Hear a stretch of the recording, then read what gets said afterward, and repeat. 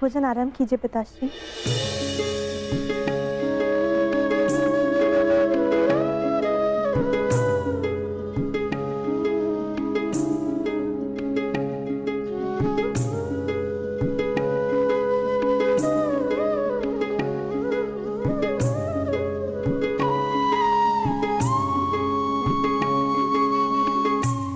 पिताश्री, क्या आप मुझे मेरे पिता के विषय में कुछ बता सकते हैं? युद्ध में क्या हुआ था?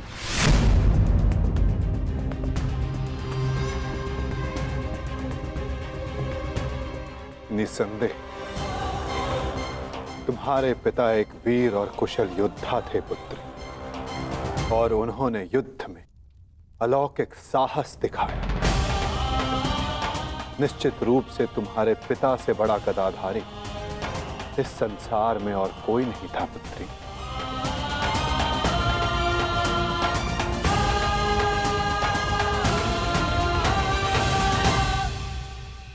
यदि ये सत्य है तो उन्हें ये संसार छोड़ के क्यों जाना पड़ा पिताश्री? हमारे कर्म और हमारे चयन हमारी नियति निर्धारित करते हैं। कुछ भावों और कुछ वस्तुओं में अधर्म का वास होता है।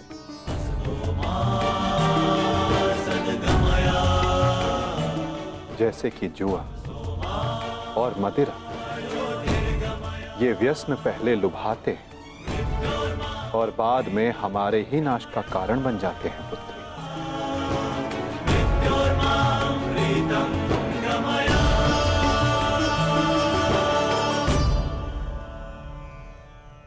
लो मित्र, पियो।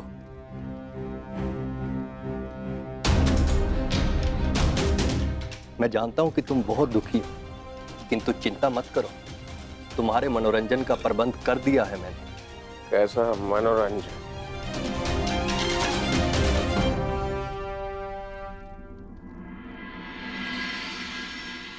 लक्ष्मणा, सदैव स्मरण रखना पुत्री, जब जब मनुष्य पर मद और जुए का प्रभाव बढ़ेगा, तब तब वो अपने पग अपने पतन की ओर बढ़ाएगा। संभल कर मित्र, आज का विनोद तुम्हारे मन की सारी कड़वाहट बाहर कर ले जाएगा। एक मद्दांध व्यक्ति सबसे पहले अपने बड़ों का आदर करना भूलता है, उनका अपमान करता है, उनका उपहास बनाता है, और उसके पश्चात वहीं से उसका अंत प्रारंभ हो जाता है।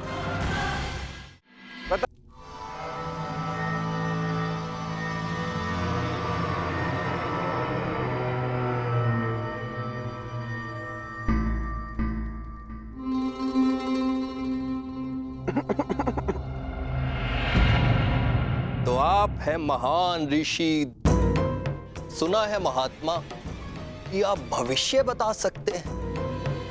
बड़ी प्रशंसा सुनी है आपकी। क्या जानना चाहते हो? यदि ये सत्य है तो बताइए कि इस रमणी को आगे चलकर क्या होगा, पुत्र या पुत्री?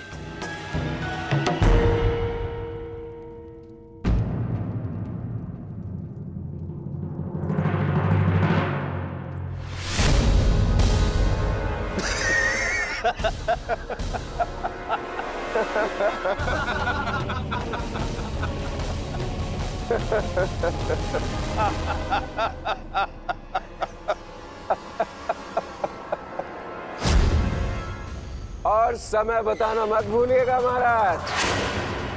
यदि आपकी भविष्यवाणी सत्य नहीं हुई तो आप अपनी बाकी की तपस्या हमारी बंदी गृह में पूर्ण करेंगे।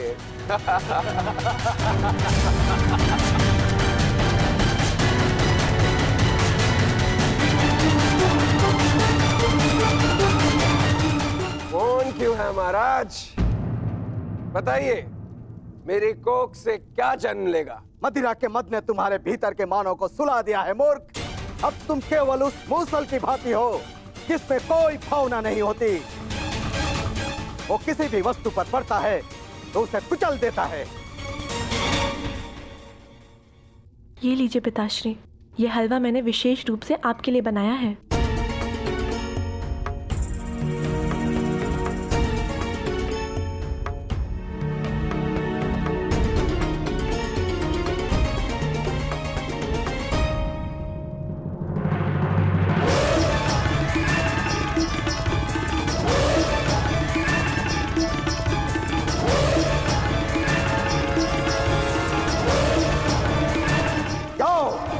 आज से ठीक 1 सप्ताह के पश्चात तुम्हारे पेट से मूसल ही उत्पन्न होगा, जो तुम्हारे वंश के विनाश का कारण बनेगा। जिस मदिरा के मद में तुमने मेरा अपमान करना चाहा, वो मदिरा तुम्हारे नाश का कारण बनेगी।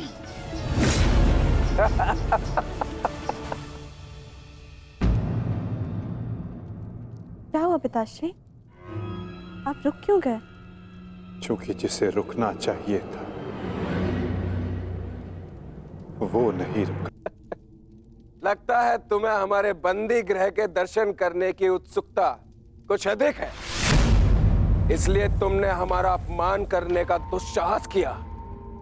पहले वासुदेव और अभी तुम।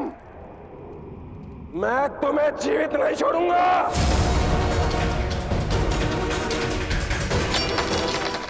अरे ये क्या कर रहे हो मित्र?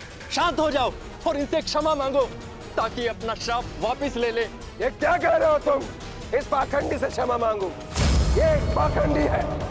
भला कभी किसी पुरुष के कोख से कुछ जन्मते हुए देखा है? ऐसे ढोंगी साधु से डरने की कोई आवश्यकता नहीं।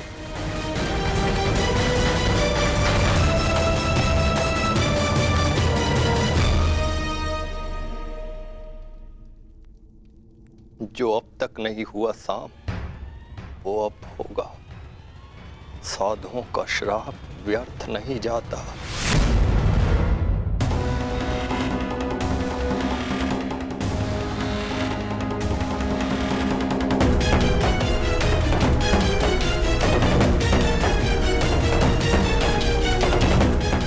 मुझे क्षमा करना पुत्री। कदाचित मैं तुम्हें कह सकता सदा सौभाग्यवती भव।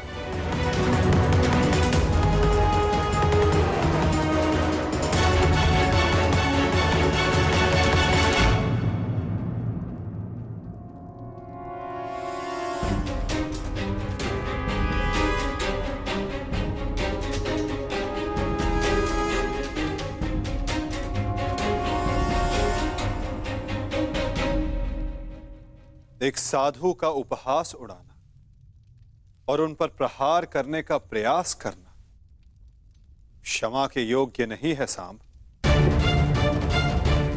आपने तो सृष्टि के सभी महारथियों और अनेकों सैनिकों का वध करवाया। क्या वो क्षमा के योग्य है?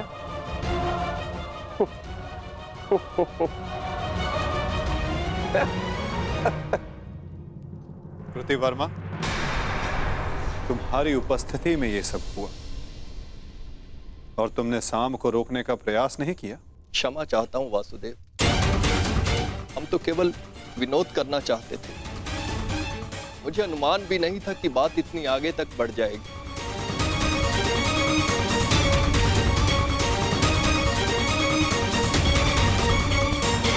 कितना समय? 7 दिन।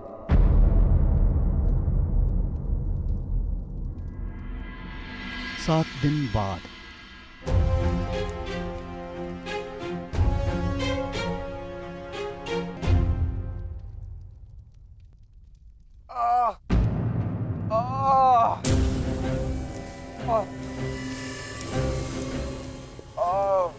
सहायता करो मित्र, मेरी सहायता करो। अत्यधिक पीड़ा हो रही है।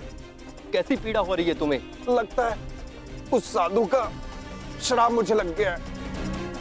आज 7वां दिन है और ये देखो मेरे पेट में अत्यधिक पीड़ा हो रही है। जाओ, आज से ठीक 1 सप्ताह के पश्चात तुम्हारे पेट से मूसल ही उत्पन्न होगा, जो तुम्हारे वंश के विनाश का कारण बनेगा।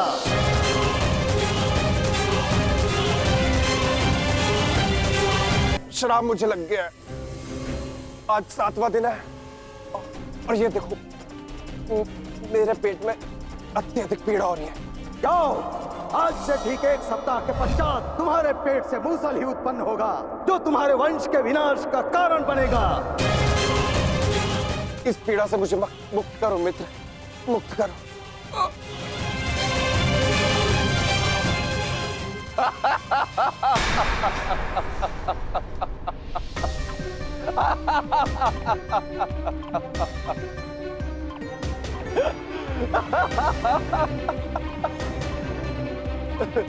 तुम कितने बड़े मूर्ख हो मित्र।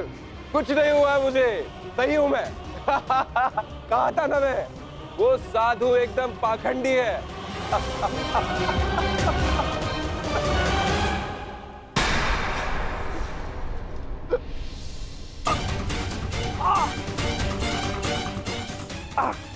हम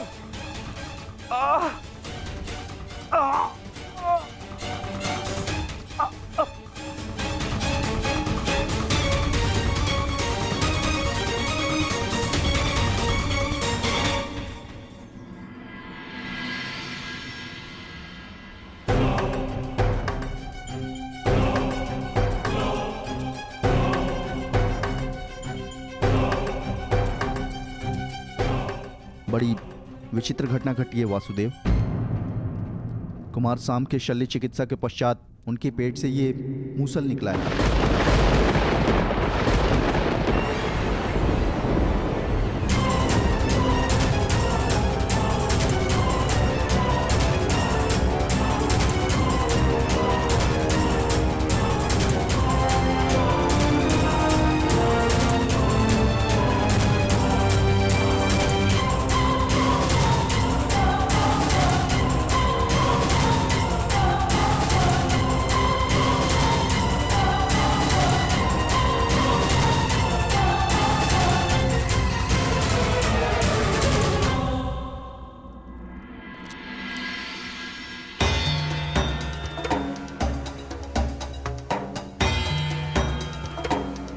कुमार अब स्वस्थ हैं बलभद्र।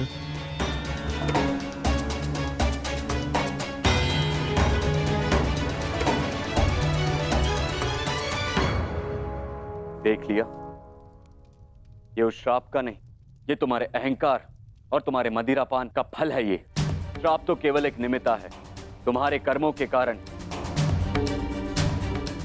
यदुवंश का नाश जन्म ले चुका है। यदि मदिरा के मद में तुमने एक महात्मा का अपमान ना किया होता तो आज तुम्हारी ये दशा ना होती।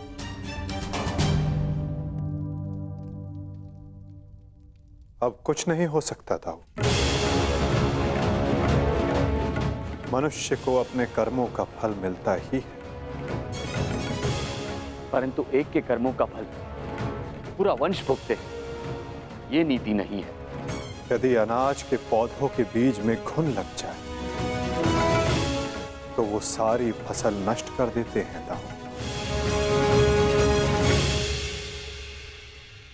नहीं कान्हा, मैं सांप की मूर्खता का फल समस्त द्वारका को नहीं भुगतने दूंगा।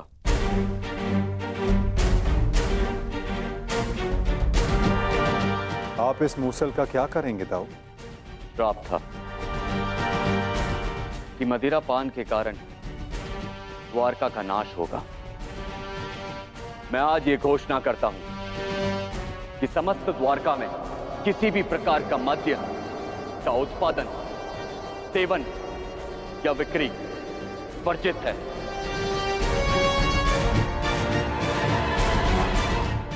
और रही बात इस मूसल की, तो इसका उपाय है मेरे पास।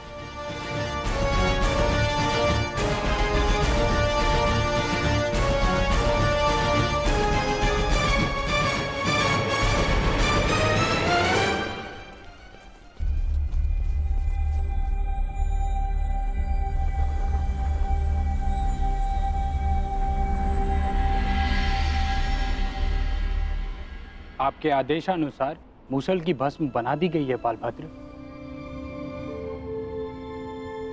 इसे द्वारका के समुद्र तट पे बहा दो।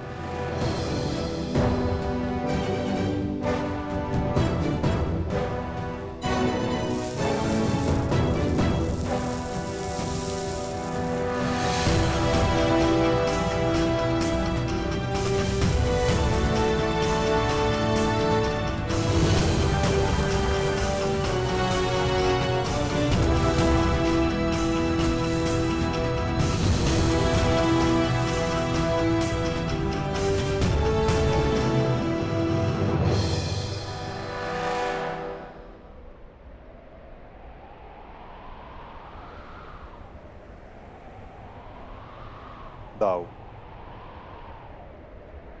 हमारे कर्म ही हमारी नियति निर्धारित करते हैं, केवल सांब के कर्म ही नहीं। कुछ श्राप हैं। मैं तुम्हें श्राप देती हूँ कि जिस प्रकार तुमने मेरे कुल का अंत किया है, उसी प्रकार तुम्हारे कुल का अंत भी होगा। और कुछ पाप भी जो द्वारिका की नियति बनाएंगे। चक्रवात से घर के धराशायी होने का भय हमेशा रहता है कृष्णा। इसका अर्थ ये नहीं कि मनुष्य अपने घर की नींव सुदृढ़ ना करे।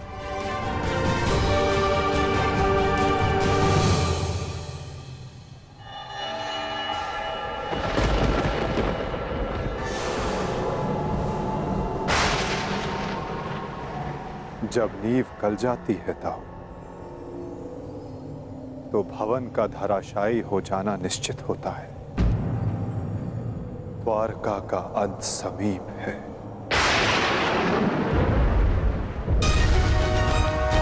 नहीं कान्हा, मेरे रहते हुए ऐसा नहीं होगा।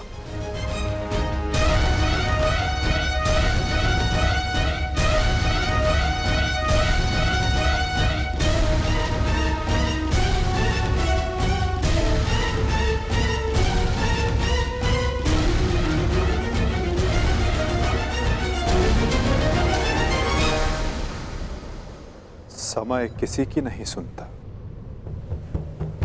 और ना ही श्राप आपकी सुनेगा दाऊ। नियति ने जो चुना है हमारे लिए, हमें वो भुगतना ही होगा।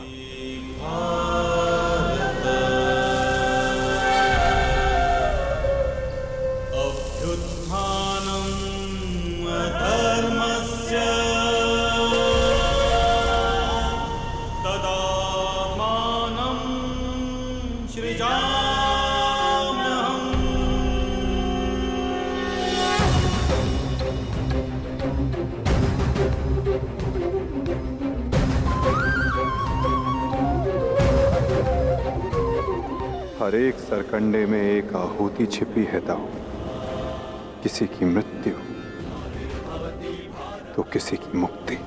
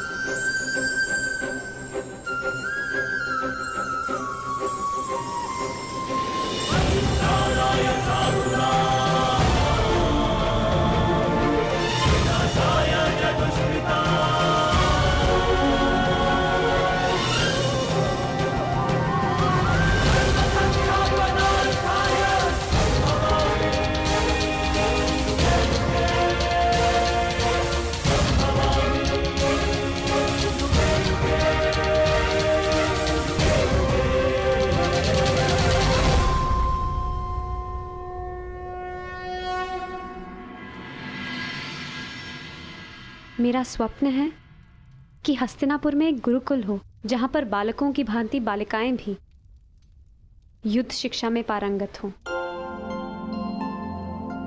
और अपनी सुरक्षा करना सीखें। अति उत्तम विचार है पुत्री।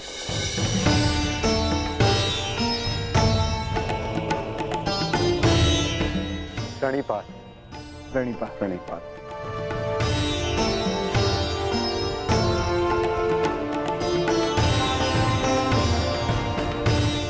यदि प्रत्येक स्त्री अपनी सुरक्षा में समर्थ हो जाए तो कोई भी पुरुष उस पर अत्याचार नहीं कर पाएगा। यदि वो अबला से सबला बन जाए तो ना ही कोई चीरहरण होगा और ना ही कोई महाभारत होगी।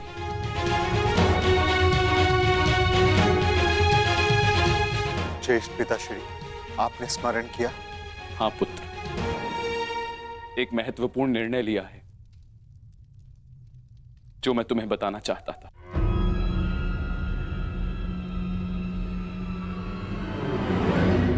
गांधारी, जीवन का हर चरण देख लिया पुत्रों, परंतु अब वानप्रस्थ करके संन्यास ग्रहण करने का समय आ गया है।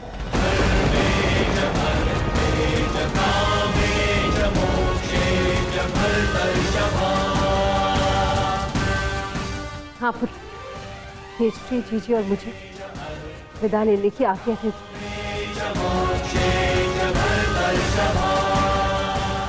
प्रस्थान? किंतु अचानक ऐसे? क्या हुआ माता? कोई समस्या हुई है या हमसे कोई भूल हुई है जिससे आपको कष्ट पहुंचा है? नहीं पुत्रों, तुमने और द्रौपदी ने अपना कर्तव्य कुशलता से पूर्ण किया है और अब हमने निर्णय लिया है कि हम तीनों वानप्रस्थ के लिए प्रस्थान करें।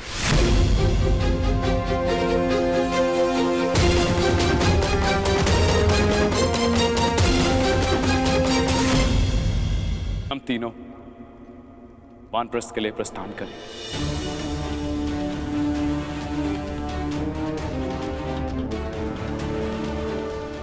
पुत्र का मोह आपको जाने भी नहीं देना चाहता और पुत्र का धर्म आपको रोक भी नहीं सकता।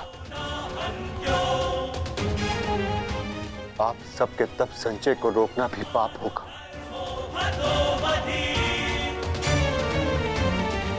आदेश दीजिए ज्येष्ठ पिताश्री,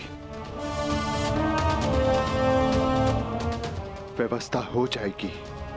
पुत्र, मुझे तुम पर गर्व है।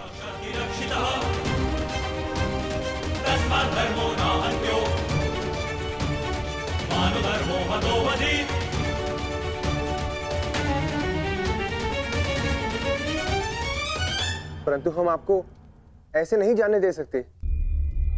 आप सभी के साथ हमें भी एक उत्सव मनाने का सौभाग्य तो मिलना चाहिए ना। ठीक है, जैसा तुम सबको ठीक लगे पुत्रों। तो ठीक है, तो मैं इस उत्सव की तैयारियां प्रारंभ करती हूँ और सभी परिजनों को निमंत्रण भिजवाती हूँ। सर्वप्रथम माधव को।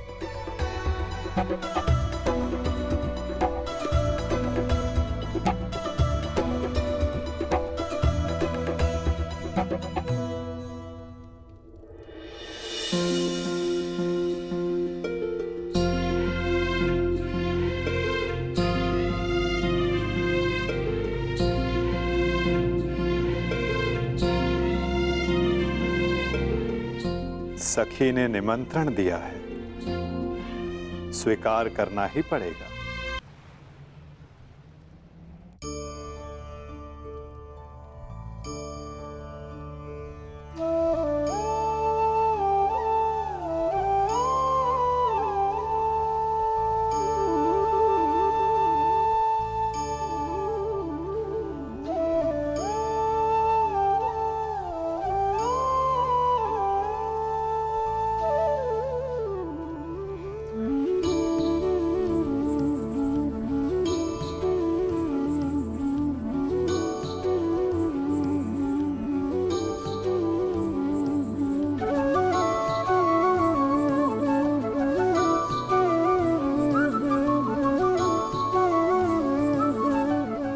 माधव, आप सदैव हम सबके साथ हमारे दुख में उपस्थित रहे, परंतु आज सुख के समय पर आपके आगमन ने हम सबके आनंद को दुगना कर दिया।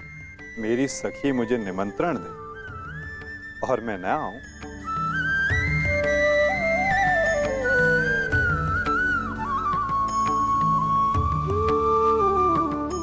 तुम सबका परिश्रम स्पष्ट दिखाई दे रहा है। जब प्रेरणा देने वाला शुभ हो तो परिश्रम का फल भी शुभ ही होता है माधव। आइए माधव, अपना स्थान ग्रहण करें।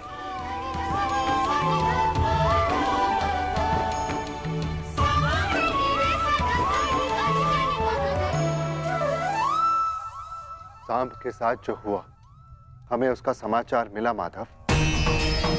हमें उसका खेद है। कुमार सांब के शल्य चिकित्सा के पश्चात उनके पेट से ये मूसल निकला है। समय का चक्र और नियति को कोई नहीं रोक सकता धर्मराज। परंतु मुझे सदा खेद रहेगा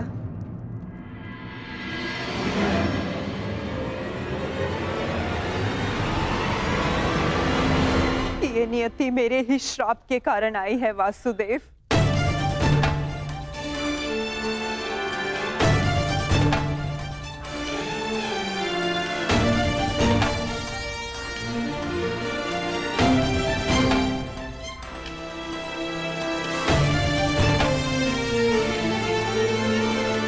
प्रणिपात राजमाता। संतोष मिला कि मेरी भूल के पश्चात भी आपका यहाँ आगमन हुआ वासुदेव। नहीं राजमाता, मैं आया क्योंकि मेरा यहाँ उपस्थित होना आवश्यक था। मुझे क्षमा कर दीजिए वासुदेव। बीते समय पर शोक मनाने से कोई लाभ नहीं। आनंदमय तो ये है कि हम सभी आने वाले नए भविष्य का स्वागत करें। कैसा भविष्य माता?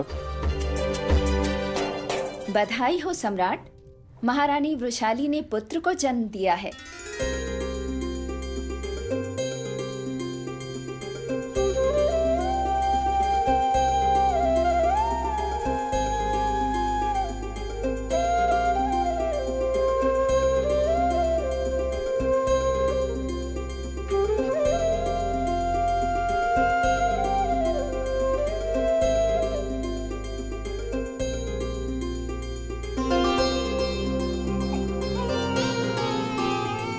इसकी आंखों में इसके पिता की भांति तेज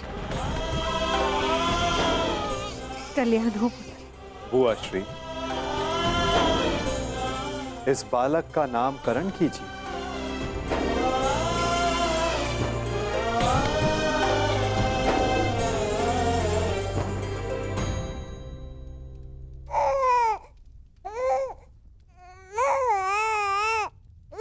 नहीं माधव, ये कार्य आपका है।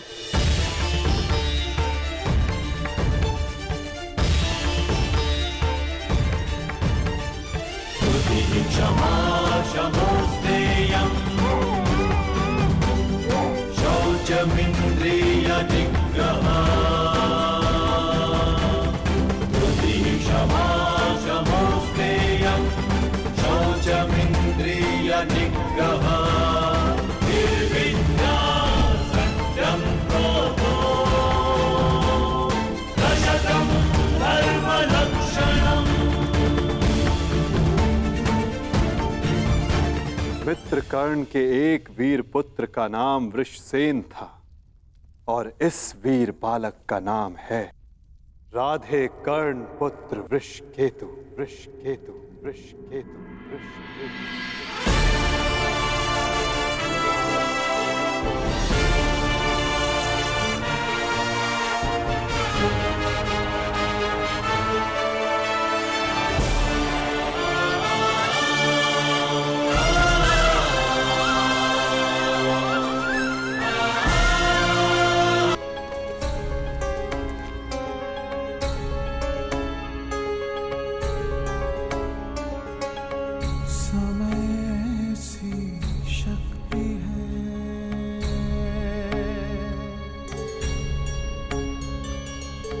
सभी समय से हारे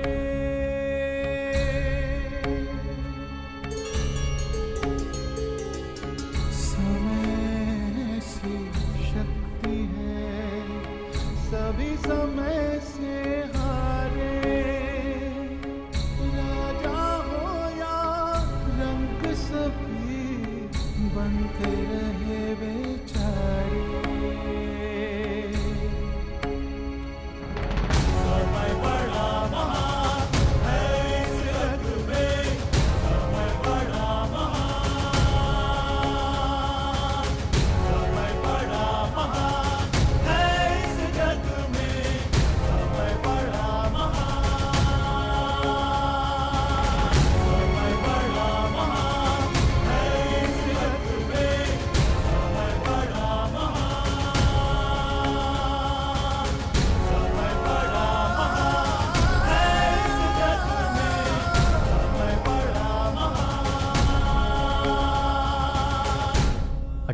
वर्ष पश्चात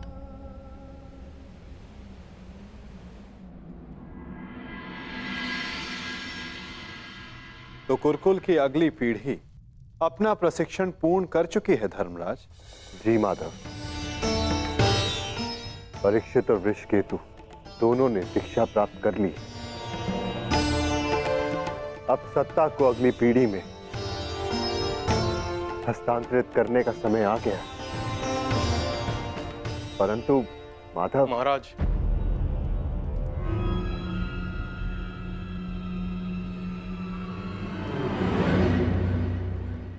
कहो।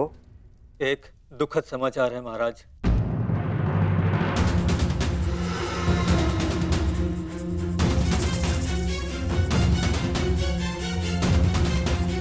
अभयदान दिया, बोलो क्या समाचार है? राजमाता कुंती। क्या हुआ है माता कुंती को?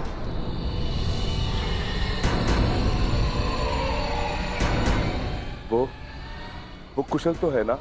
जिस वन में राजमाता कुंती, महाराज धृतराष्ट्र और महारानी गांधारी निवास कर रहे थे, वहां भयंकर अग्निकांड हुआ है।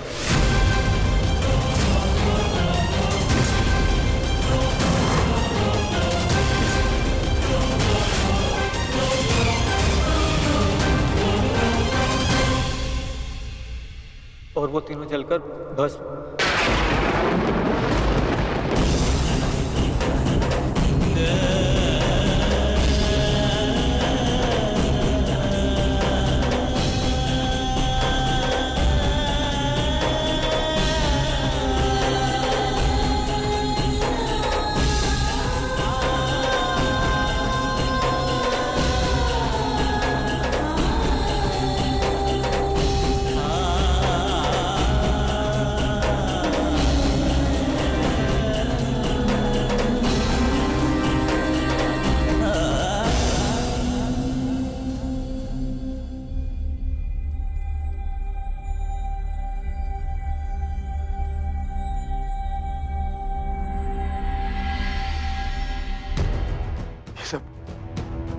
ये सब क्या हो गया माधव? अचानक इस बात क्या हो गया?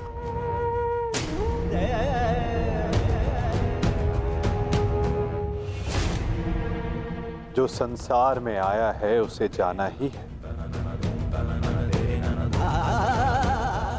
महत्वपूर्ण ये है कि वो अपने जीवन से क्या लेकर गए और इस संसार को क्या देकर गए।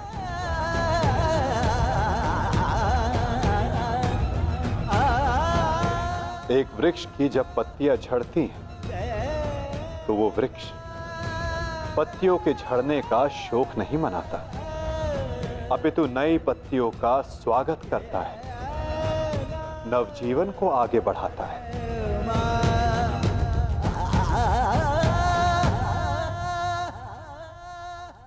आप सब स्वयं को संभालिए।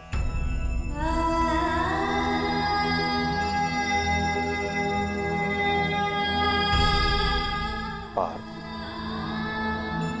स्वयं को संभालो।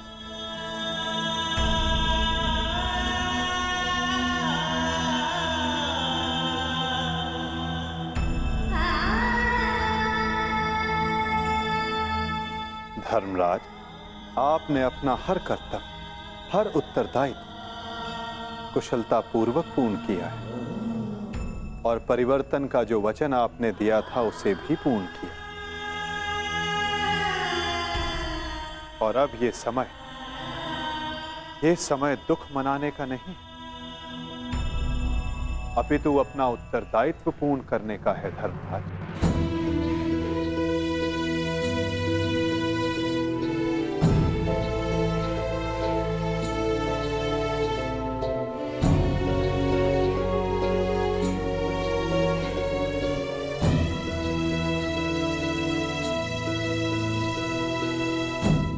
नई पीढ़ी का स्वागत करने के लिए सज्ज हो जाओ।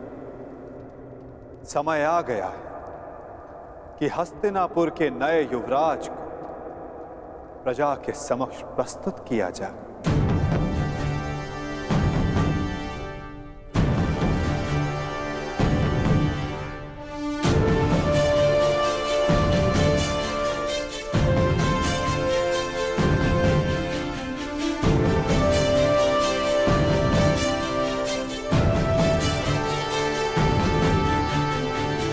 समय आ गया है कि हस्तिनापुर की ये सभा कुरुवंश की आने वाली नई पीढ़ी का स्वागत करे।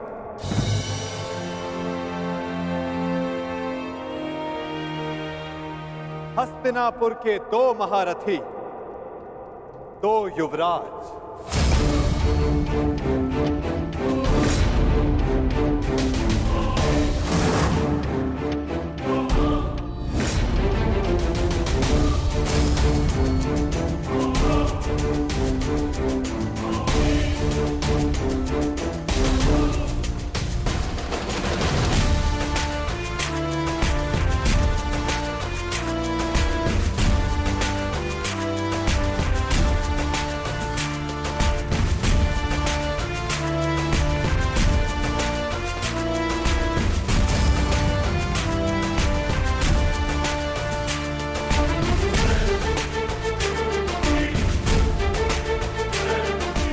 जिन्हें पांडवों ने स्वयं अपनी युद्ध कला के ज्ञान से प्रशिक्षित किया है,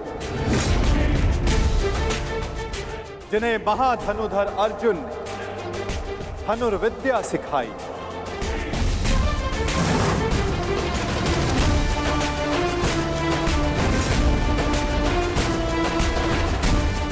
जिन्हें महाबली भीम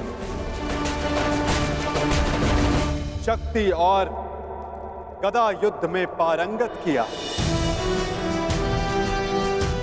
जिन्हें नकुल सहदेव ने खड़ग युद्ध में प्रशिक्षित किया, जिन भावी सम्राटों को धर्मराज युधिष्ठिर भाले के प्रहार के साथ साथ धर्म के ज्ञान का आधार भी दिया।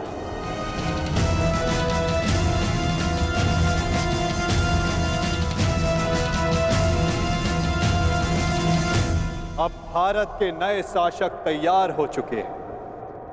धर्म स्थापना के लिए नई पीढ़ी सज्ज हो चुकी है।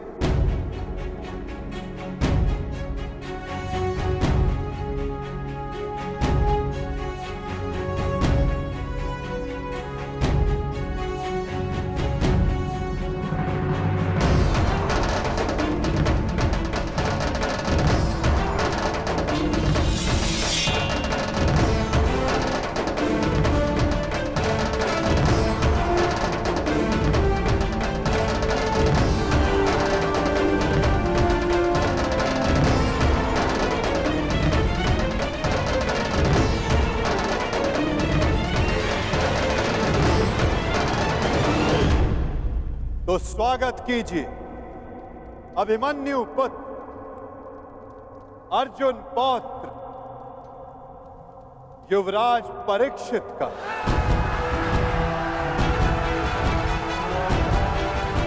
युवराज परीक्षित की, युवराज परीक्षित की, युवराज परीक्षित की, युवराज परीक्षित की, युवराज परीक्षित की,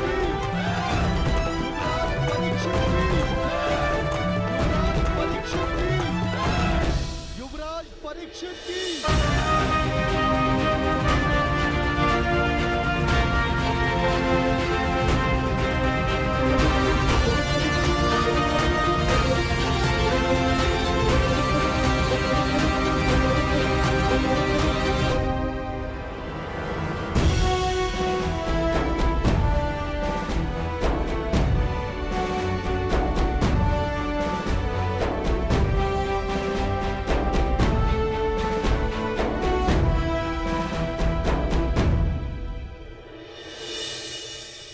और अब स्वागत कीजिए राधे कर्ण पुत्र युवराज वृषकेतु का।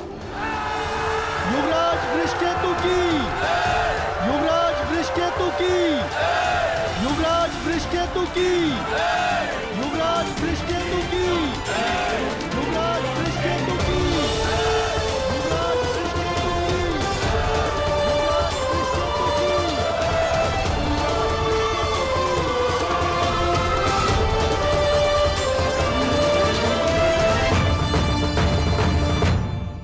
और अब स्वागत कीजिए राधे कर्ण पुत्र युवराज वृषकेतु का। युवराज वृषकेतु की, युवराज वृषकेतु की, युवराज वृषकेतु की, युवराज वृषकेतु की, युवराज वृषकेतु की, युवराज वृषकेतु की।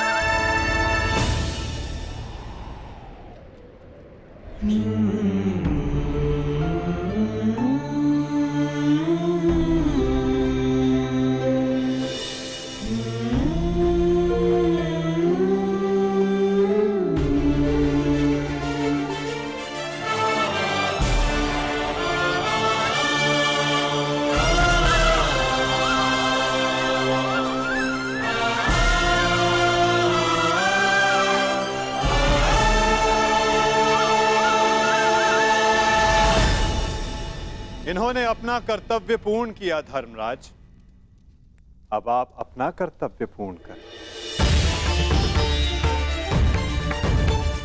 एक सम्राट का कर्तव्य होता है कि वो अपने उत्तराधिकारी को निष्पक्ष होकर चुने। केवल बल ही नहीं, बुद्धि प्रवीण हो, न्याय उचित, धर्म उचित हो। और मेरा धर्म ये कहता है, न्याय और धर्म अनुसार हस्तिनापुर नरेश मेरे ज्येष्ठ भ्राता कर्ण के पुत्र वृषकेतु हो।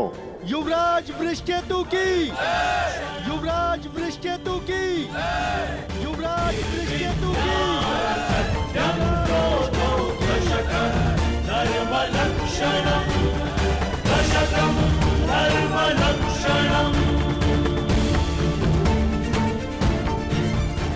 काकाश्री, मेरे लिए ये मान्य नहीं।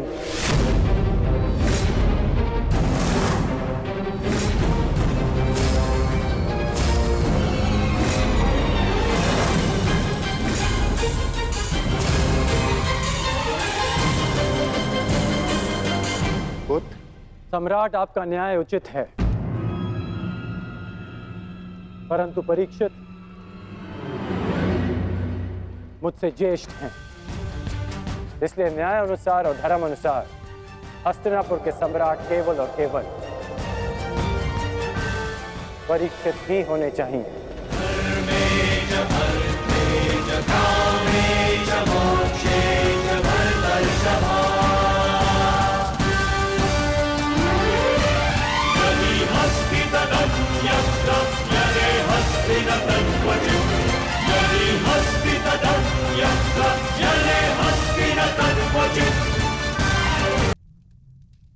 परंतु पुत्र, अद्भुत वृषकेतु,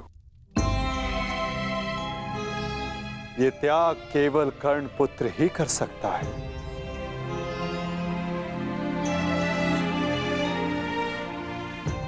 इस सभा ने छल देखा, बल देखा, नारी का दंभ भी देखा, और आज बंधु प्रेम और त्याग देख रहा है।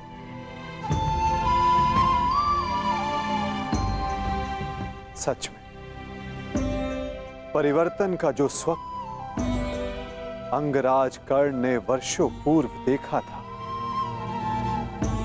वो परिवर्तन आज दिख रहा है।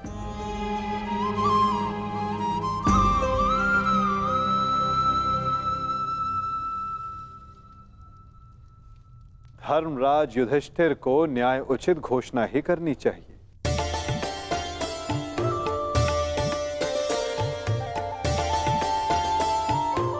जैसी आपकी आज्ञा माधव।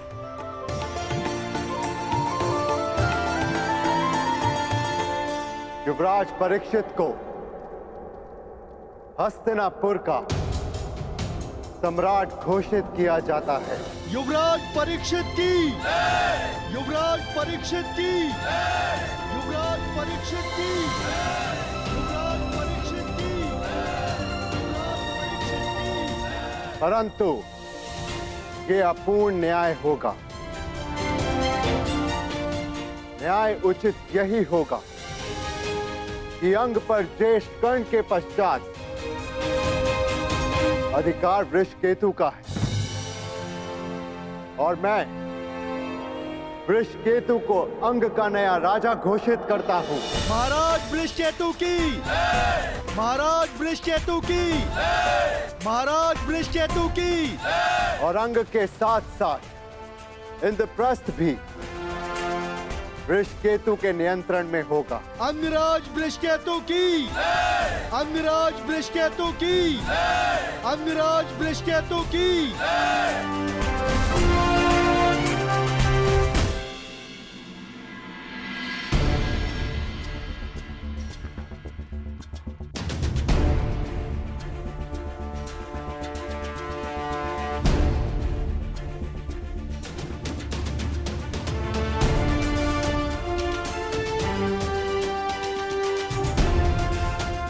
सच हो? मैं तो आरंभ से ही सच हूं।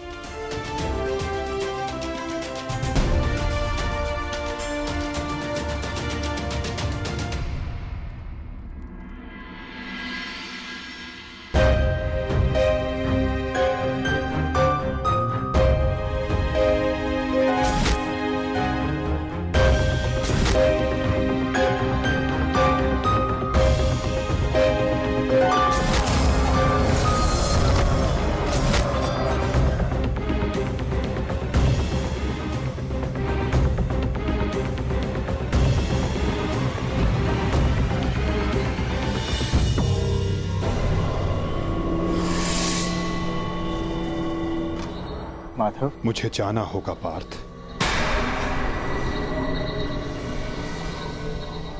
परंतु माधव। नहीं पार्थ, नियति मुझे पुकार रही है।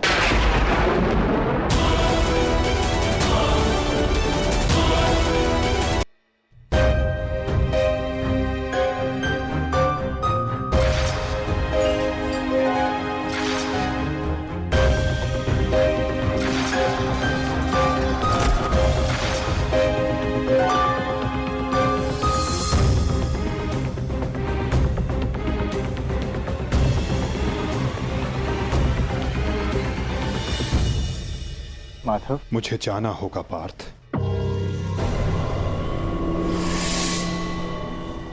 परंतु माधव। नहीं पार्थ, नियति मुझे पुकार रही है।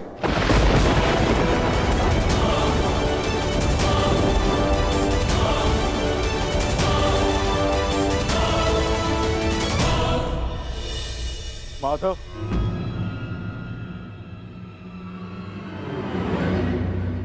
आपने बताया नहीं कि अचानक ऐसा क्या हुआ जो आप जा रहे हैं। प्रथम बार आपके मुख पर यह पीड़ा देख रहा।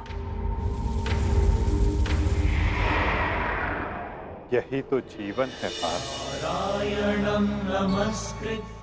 आनंद के साथ पीड़ा, अंधकार के साथ प्रकाश, उत्थान के साथ पतन और निर्माण के साथ विनाश कहीं ना कहीं जुड़ते ही हैं पार्थ। आज हस्तिनापुर में नया आरंभ हुआ है, परंतु मुझे जाना होगा पार्थ, ताकि मैं एक अंत को, एक विनाश को रोकने का प्रयास कर सकूं। तो फिर मुझे भी अपने साथ ले चलिए माधव। महाभारत में आपने मेरा मार्गदर्शन किया था और अब आपके मार्ग पर चलना मेरा अधिकार है।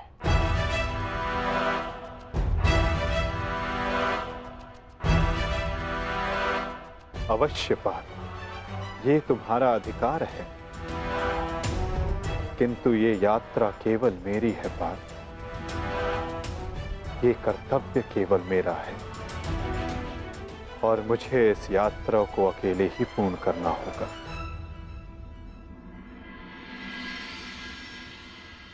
अब मुझे जाना होगा पार्थ। स्वास्थ्य।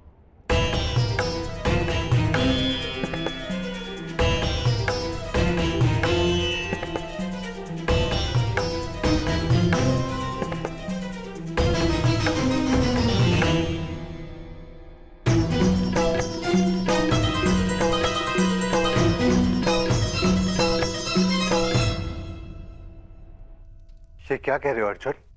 हाँ ज्येष्ठ, पहली बार मुझे माधव की कोई बात समझ में नहीं आई, परंतु इतना निश्चित है कि कुछ भयावह घटित होने का संकेत दिया उन्होंने मुझे।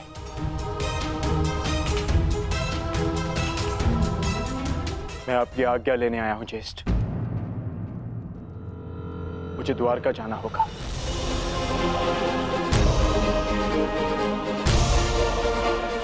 यदि हम माधव के कुछ काम आ सकते हैं तो इससे अधिक सौभाग्य की बात हमारे लिए और क्या होगी। शीघ्र द्वारका पहुंचो।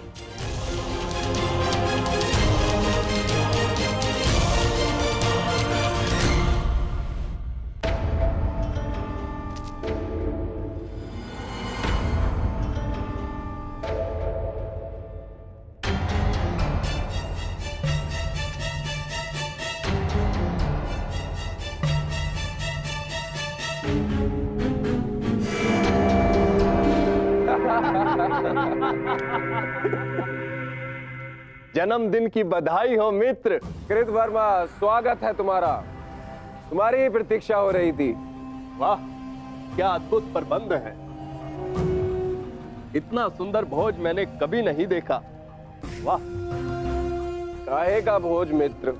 ऐसा प्रतीत होता है अद्भुत भोज किए हुए जैसे एक युग बीत चुका है। ताऊ श्री ने संपूर्ण द्वारिका में मदिरा पान और उसके विक्रय पर प्रतिबंध लगा रखा है। अगर मदिरा मिल जाती तो आनंद आ जाता। परंतु मित्र, उसके पीछे बलभद्र का कारण उचित था। ऋषि के श्राप का प्रभाव तो तुम देख ही चुके हो। उसने जो कहा वैसा ही हुआ। तुम्हारे गर्भ से मूसल का जन्म हुआ और श्राप था कि उस मूसल से यादवों का अंत होगा। और आज उस श्राप का प्रभाव उस मदिरा पर लगी रोक ने ही रोक रखा है मित्र। कृतवर्मा, प्रतीत होता है कि तुम मेरे पूजनीय पिताश्री के साथ रह रहकर प्रवचन देना सीख गए। वो मूसल नष्ट हो चुका है। ताऊ श्री ने स्वयं उसका चूर्ण बनवाकर सागर में बहा दिया। यदि आज मदिरा मिल जाती तो आनंद ही आ जाता। यदि कुमार आदेश दे तो जन्मदिन की भेंट प्रस्तुत करूं। बलभद्र से छिपाकर काशी से मदिरा मंगाई है।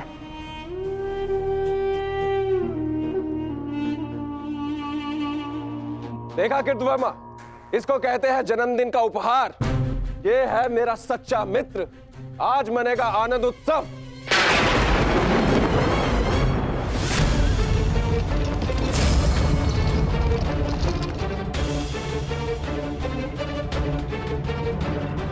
ये मेरे जन्मदिन पर मेरे मित्रों के नाम।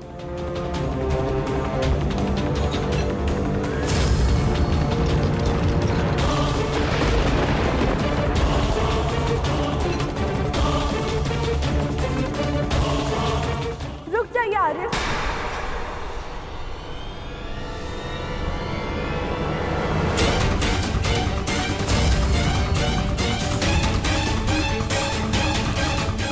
जब काल सामने खड़ा तो उसे जाने को नमस्कार किया जाता, उसका आलिंगन नहीं किया जाता। ये मदिरा काल है आर्य, इसे ग्रहण ना करें। कृतवर्मा, एक बात तो माननी ही पड़ेगी। मेरे पिता श्री वासुदेव महान है। जो उनकी संगति में आता है वो भाषण देना तो सीख ही जाता है। लक्ष्मणा, यहाँ पर स्त्रियों का आना वर्जित है। ये केवल पुरुषों के लिए। राजमहल वापस लौट जाओ।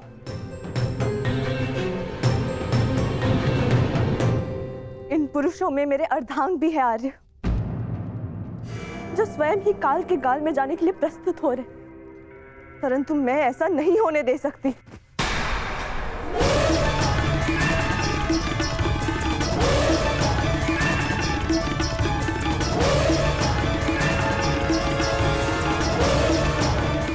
लक्ष्मणा, तुम हस्तिनापुर से हो और इस बात की साक्षी हो कि जब स्त्री पुरुष के मत के सामने क्रोध बनकर खड़ी हो जाती है तो उसके परिणाम अच्छे नहीं होते। जाओ यहां से। राजमहल वापस लौट जाओ।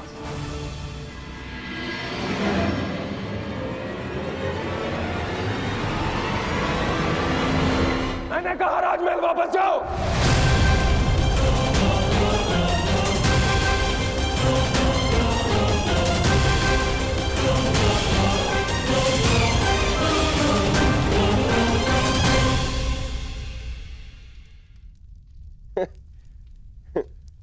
शुभ कार्य में विघ्न आते ही है मित्रों।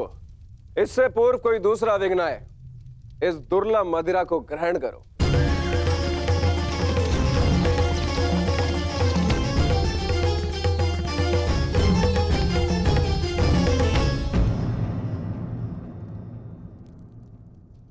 लक्ष्मणा, तुम अपने अश्रु मुझसे नहीं छुपा सकती हो। क्या हुआ पुत्री? क्या साम ने तुमसे कुछ कहा? यदि वो कुछ कह देती तो मैं सह लेती ज्येष्ठ पिताजी। तो वो जो करने जा रहे, वर्षों पूर्व साधु ने जो श्राप दिया था पूर्ण होने जा रहा है पिताजी। यादवों का विनाश रोकिए।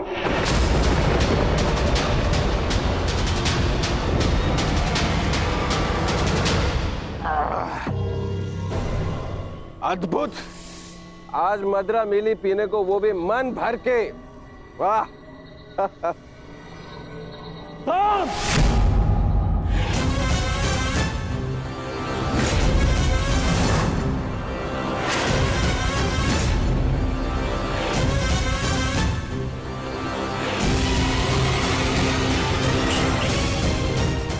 मैंने मद्यपान निषेध किया था।